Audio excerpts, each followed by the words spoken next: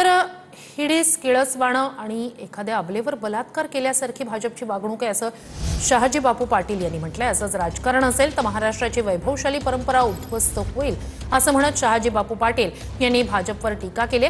तर शिंदे सेनेच्या आमदारांच्या वेदना मनातून आल्या असं विजय वडेट्टीवार यांनी म्हटलंय। वेदनांची कळ असह्य झाल्यानंतर सेनेला बाहेर पडावं लागेल असंही वडेट्टीवार म्हणाले।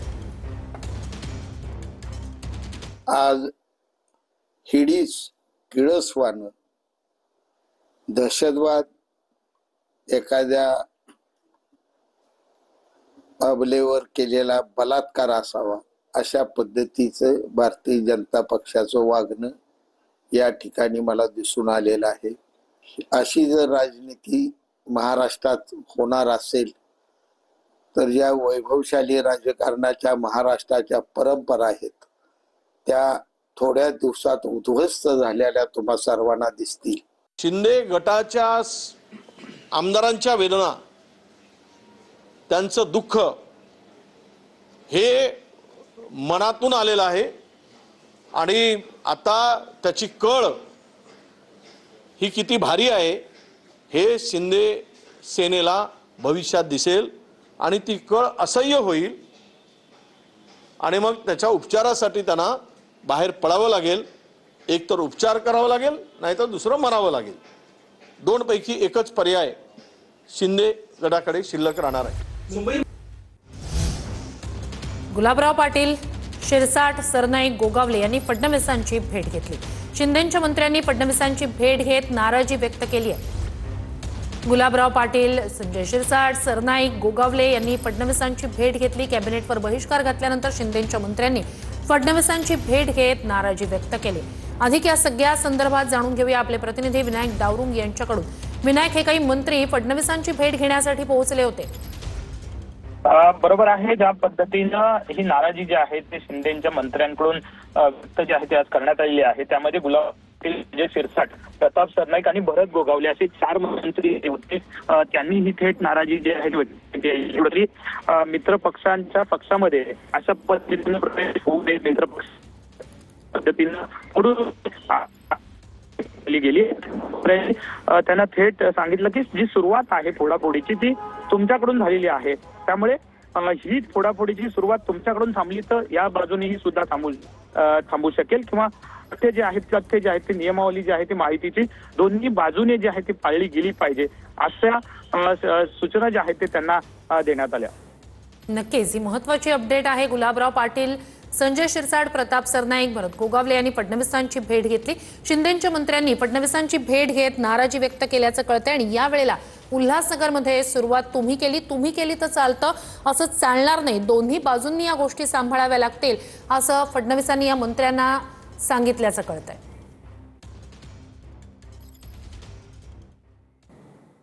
दादा, आज एकनाथ शिंदे यांच्या बैठकीमध्ये शिंदेच्या मंत्र्यांनी गैरहजेरी लावलेली होती दादा। अरे नाही रे बाबा, तसं काही आज कोणी एकनाथ शिंदे यांचे एकही मंत्री उपस्थित नव्हते आणि कुठेतरी त्यांनी नाराजी व्यक्त केल्याची चर्चा आहे। नाही रे बाबा, मला तर मी तुमच्याकडनंच ऐकलं। दादा, आज एकनाथ शिंदे यांच्या बैठकीमध्ये शिंदेच्या मंत्र्यांनी गैरहजेरी लावलेली होती। बैठकीला नव्हतं सांगतो। योगेश कदम साहेब हे खेडमध्ये आहेत, शंभूराज हे त्यांच्या मतदारसंघामध्ये आहेत, संजय राठोड यांची आई एक्सपायर झाल्यामुळं ते त्यांच्या मतदारसंघामध्ये होते। मी माझं रुटीन चेकअप होतं म्हणून मी हॉस्पिटलमध्ये होतो आणि त्याच्यानंतर जिल्ह्याची आणि कोकणाची युती संदर्भातली एक बैठक ही रवींद्र चव्हाण साहेबांच्या बंगल्यावर होती म्हणून बंगल्यावर होतो। पण तुम्ही भेटीसाठी आलात, पण रवींद्र भेट झाली नाही, रवींद्र चव्हाण साहेब नाहीच आहेत। रवींद्र चव्हाण साहेब बंगल्यावर नाहीच आहेत। मंत्रालयाच्या समोरचा त्यांचा बंगला आहे, त्या बंगल्यावर गुहागरच्या संदर्भामध्ये माजी आमदार डॉक्टर विनय नातू साहेब आले होते आणि त्यांना भेटण्यासाठी इथं आलो होतो। याच्यामध्ये नवल असण्यासारखं काय? पण एक चर्चा आहे की रवींद्र चव्हाण यांनी जे पक्षप्रवेश केलेले आहेत, गेल्या काही काळात जे काही पक्षप्रवेश झालेले आहेत, अद्वै हिरेंचा आज पक्षप्रवेश होतो आहे किंवा इतर देखील जिल्ह्यांमध्ये ज्या ठिकाणी मंत्री आहेत त्यांच्या विरोधकांचे पक्षप्रवेश हे भाजपने झाले आणि त्यामध्ये मागे रवींद्र चव्हाण होते आणि ते प्रदेशाध्यक्ष झाल्यानंतर अशा प्रकारे पक्षप्रवेश झाले। मग तेच नेमकं नाराजीचं कारण आहे का? काय सांगितलं की या संदर्भामध्ये मी स्वतः मंत्रिमंडळाच्या बैठकीला का उपस्थित नव्हतो याचं कारण मी तुम्हाला सांगितलं. शंभूराज देसाई साहेब का उपस्थित नव्हते याचं कारण सांगितलं. राठोड साहेब का उपस्थित नव्हते याचं कारण सांगितलं. योगेश कदम का उपस्थित नव्हते याचं कारण सांगितलं. आणि माझं रायगड बंगल्यावर येण्याचं कारण देखील तुम्हाला सांगितलेलं आहे. त्याच्यामुळं काही सूत्रांकडून येणारी माहिती ही चुकीची देखील असू शकते असं माझं म्हणणं आहे. नाराजी नाही असं नाहीच आहे ना. आता जर आपण बघितलं तर माननीय मुख्यमंत्री आणि आमचे मुख्य नेते एकनाथ शिंदे साहेब एकाच बैठकीला उपस्थित आहेत. त्याच्यामुळे नाराजी कशा, आणि स्वतः कॅबिनेट मिटिंगला एकनाथ शिंदे साहेब उपस्थित होते. जे काही मंत्री नाराजी व्यक्त करायला गेले त्या ठिकाणी मुख्यमंत्र्यांनी असंही म्हटलेलं आहे, अशी माहिती आली समोर की सुरुवात जी आहे ती तुम्ही सुरू केली उल्हासनगर मधनं तुमच्याकडून करण्यात आली, त्यामुळे आम्ही सुद्धा थोडंफार केलं. असं शब्दांशब्द तिथं बोललेलं तुम्हाला कसं काय कळतं हे एक फार मोठं कुतूहलच आहे. त्याच्यामुळं असं तिथं चर्चा झाली का ही माहिती घेतो आणि परत तुम्हाला सांगतो. पण सर एक महत्वाची गोष्ट, तुम्ही या ठिकाणी आलेला होता, दमले चव्हाण या ठिकाणी आले असते ते थेट जातात अभय हिरे यांच्या प्रवेशासाठी. त्यांना देखील विरोध आहे कुठे ना कुठे दादा भुसे यांचा. मी परत एकदा सांगतो, मी रवींद्र चव्हाण साहेबांना भेटायला नक्की सकाळी येणार होतो. मी सांगितलं चेकअपमुळे मला उशीर झाला, त्याच्यामुळे ते कार्यक्रमाला कदाचित निघून गेले असतील. पण गुहागरचे माजी आमदार आदरणीय विनय नातू साहेब बंगल्यावर इथं होते आणि दुसरीकडे कुठं भेटण्यापेक्षा महायुतीच्या प्रदेशाध्यक्षांचा भाजपचा जर बंगला असेल तर त्याच्यावर भेटणं काय गैर आहे असं मला वाटत नाही.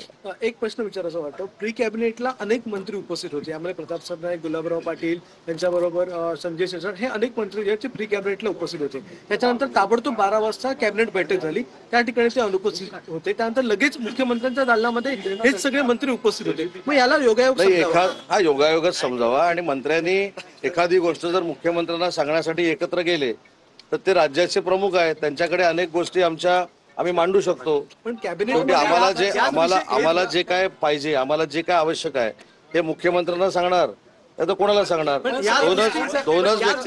दोनच व्यक्ती अशा आहेत त्यांच्याकडे आमचं चांगलं वाईट आम्ही सांगू शकतो, ते म्हणजे शिवसेनेचे मुख्य नेते एकनाथ शिंदे साहेब आणि दुसरे राज्याचे मुख्यमंत्री म्हणून महायुतीमध्ये असल्यामुळे देवेंद्रजी. पण या गोष्टी कॅबिनेटमध्ये देखील सांगण्यात येत होत्या. त्यांच्याकडेच कळणार मुख्यमंत्री आणि शिंदे साहेबांकडे, परंतु एका बाजूला पक्षप्रवेशावरनं थेट नाराजी हे स्पष्ट आहे. या पार्श्वभूमीवर अचानक योगायोगानंच हे सगळे मंत्री अनुपस्थित राहिले हे कुठेतरी असे योगायोग भविष्यामध्ये अनेक येतील. अनेक वेळा आपल्याला असं बोलावं लागेल. त्याच्यामुळे तुम्ही अजिबात चिंता करू नका. जी बैठक झालेली आहे ती खेळीमेळीनं झालेली आहे. आमच्या मनातलं जे काय होतं किंवा नव्हतं ते मुख्यमंत्र्यांकडे सांगायचं असतं आणि कोणाकडे सांगायचं. पण कॅबिनेटमध्ये देखील हे सांगता येत होतं ना, तिकडे अनुपस्थित राहून नंतर खास वेगळी भेटणं. कुठेही बहिष्कार टाकलेला नाही. राज्याचे उपमुख्यमंत्री आमचे मुख्य नेते एकनाथ शिंदे साहेब त्या बैठकीला उपस्थित होते. त्याच्यामुळे बहिष्कार आपण म्हणू शकत नाही.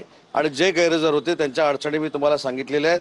त्याच्यामुळं मला असं वाटतं की बहिष्काराचा विषयच येत नाही. आणि जे काय मनातलं सांगायचं होतं ते आपणच मला सांगितलं, कारण मी मंत्रालयामध्ये नव्हतो. तुम्हीच मला सांगितलं की सगळ्या मंत्र्यांनी मुख्यमंत्री मोदयांना सांगितलेलं आहे. तुम्ही देखील अनुपस्थित होते. मी सांगितलं ना, मी माझ्या अडचणीमुळे अनुपस्थित होतो. मी चेकअपसाठी गेलेलो होतो. आणि तुम्ही पाहिजे तर आज जाऊन इथले जे लोक आहेत त्यांना विचारलं तरी सांगतील. मी इथं 10 वाजता येणार होतो, ते मला लेट झालं. पण ज्या स्थानिक स्वराज्य संस्थेच्या निवडणुका महायुती एकत्र लढते, महायुतीचाच सरकार बसेल प्रत्येक ठिकाणी असं बोललं जात आहे, परंतु मित्र पक्ष एकमेकांची पोडापोडी करते. तुम्हाला अपेक्षित असलेलं उत्तर माझ्याकडनं मिळणार नाही. 100% आम्ही बहिष्कार टाकलेला नव्हता. जी आमची काय भूमिका होती ती मुख्यमंत्री मोदयांकडे कदाचित मांडली असेल.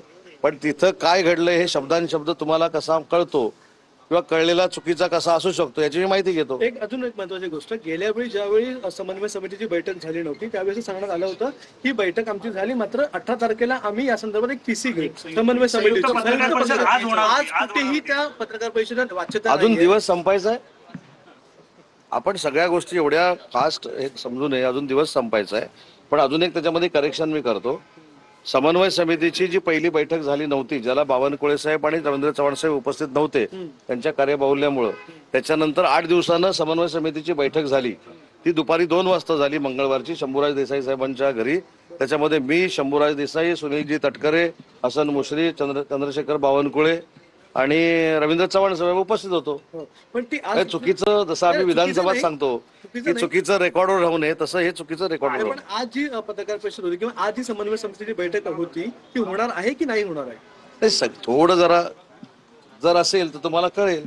आधी काही बैठक प्रस्तावित आहे, काही चर्चा झाली आहे, असं काही आहे बैठकीच्या मी संदर्भात? मगाचपासून हेच सांगतोय की आता माझी आजच्या दिवसातली पहिली बैठक ही रायगड बंगल्यावर झालेली आहे. आता इथनं मला बाहेर जायला पहिलं त्या, आणि ज्या काही ब्रेकिंग असतील मला माहिती असतील थोड्या थोड्या वेळाने मी तुम्हाला देतो.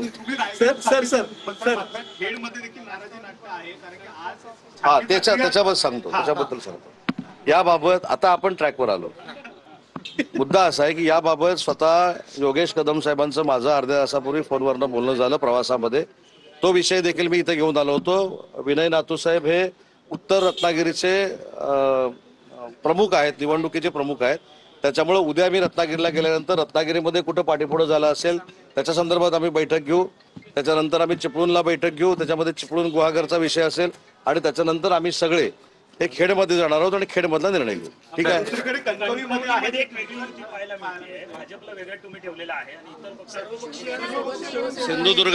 सिंधुदुर्गामध्ये भाजपला कुठेही आम्ही वेगळं ठेवलेलं नव्हतं. शेवटपर्यंत मी आणि निलेशजी हेच सांगत होतो, दीपकभाई केसरकर हेच सांगत होतो की आमच्यासाठी आम्हाला शिंदे साहेबांनी आदेश दिलेले आहेत की माननीय खासदार राणे साहेबांचा शब्द हा अंतिम असेल. आम्ही राणे साहेबांच्या अंतिम शब्दापर्यंत थांबलो. तोपर्यंत काही लोकांनी फॉर्म भरलेले होते. आम्ही राणे साहेबांना विनंती केली की अशा पद्धतीनं तुमचं देखील ऐकलं गेलेलं नाही, त्याच्यामुळे आम्ही काय करू. आणि त्याच्यानंतर राणे साहेबांनी सांगितलं की आता शेवटी कोण जर ऐकत नसेल तर शेवटी स्वतःच्या पक्षाचे देखील फॉर्म भरले गेले पाहिजेत. पण मला 100% खात्री आहे की आशीर्वाद राणे साहेबांचा आम्हाला आहे. एक शेवटचा प्रश्न. काल राज ठाकरे यांनी ट्विट केलं, त्या ट्विटच्या माध्यमातून आपल्यावर टीका केली, शिवसेनेवर टीका केली, शिंदे गटावर टीका केली. नाही नाव न त्या ट्विटमध्ये मला असं वाटतं ते तुम्ही वेगळ्या अर्थानं घेतलंय. ते ट्विट त्यांनी असं म्हटलं होतं की बाळासाहेबांच्या नावाचा वापर करून जे हिंदुत्व सांभाळू शकत नाहीत त्यांनी हिंदुत्वाचं भांडवल करू नये, अशा पद्धतीचा आशय होतो. आता हे कोणासाठी असू शकतं? तुम्हाला कदाचित कोणीतरी सांगितलं असेल की ते आमच्यासाठी अजिबात नव्हतं. त्यांनी जो टोला मारला होता तो वंदनीय शिवसेना प्रमुख बाळासाहेबांनी ज्यावेळी सांगितलं होतं की काँग्रेसमध्ये जर तुम्ही जाल किंवा काँग्रेस बरोबर जर तुम्ही सरकार स्थापन करण्याचा प्रयत्न कराल तर मी शिवसेना हे माझं दुकान बंद करेन. जे काँग्रेस बरोबर गेले, ज्यांनी हिंदुत्व सोडलं बाळासाहेबांच्या नावाचा उपयोग करून, ते हिंदुत्व सोडल्यानंतर देखील ते अजूनही बाळासाहेबांच्या नावाचा उपयोग काँग्रेसच्या मांडीवर बसून करतायत, त्यांच्यासाठी दिलेला तो टोला होता. तुम्ही गैरसमज करून घेऊ नका. तो आमच्यासाठी अजिबात नव्हता. ज्यांना टोला होता त्यांच्यापर्यंत त्यांनी डायरेक्ट बोलू शकत नाही म्हणून तसा पोचवलेला तर कोणतीही नाराजी नाहीये, कुठेही बहिष्कार नाहीये. योगायोग असे अनेक येतील. कॅबिनेटला शिंदे हजर होते असं उदय सामंत यांनी म्हटलंय.